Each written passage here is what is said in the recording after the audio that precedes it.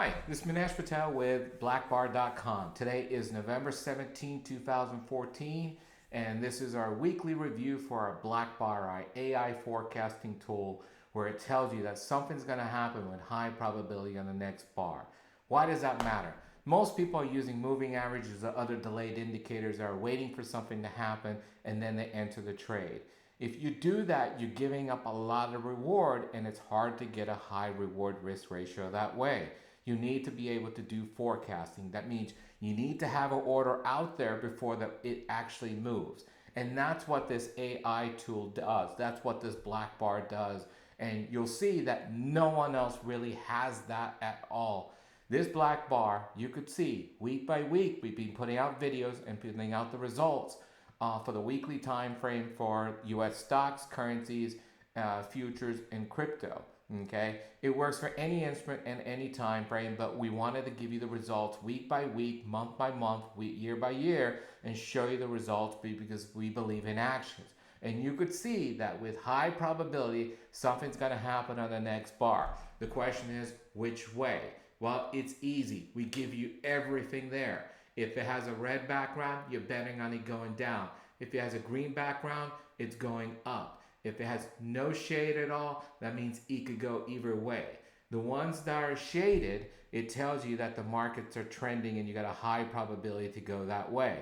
So here you could see the list for this week. So this is a list that we had from our scanner at the beginning of the week before the markets even opened. And you could see all this list here, and you could see that these were the shaded opportunities here. Not many at all. If you don't have many opportunities at the beginning of the week that are not shaded, it tells you high probability that this market's going to consolidate.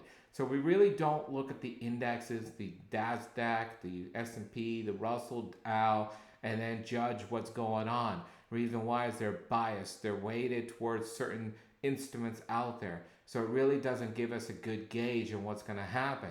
But our TNT list before the market opens gives us a very good idea of what's going on. So let's go for this here. And you can see here, when you have a red shade, you have two blue dots, one below the TNT low and one above the TNT high.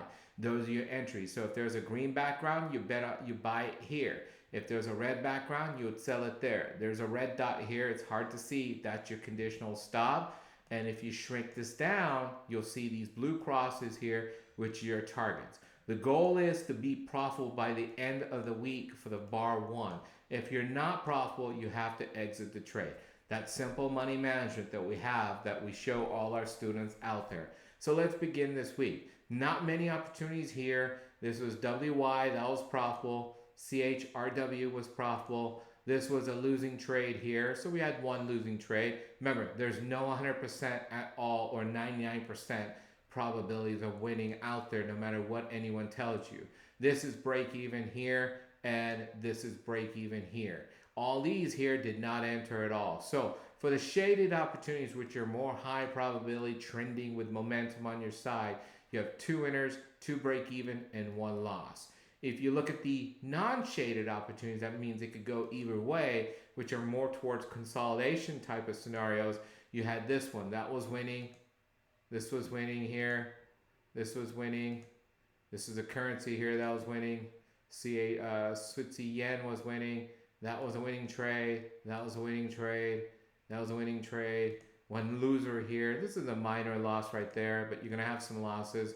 This is break even, break even, break even. And then if you look at all these did not enter at all. So if you look at the summary of everything that's going on, you had two winners at the top, 3, 4, 5, 6, 7, 8, 9, 10.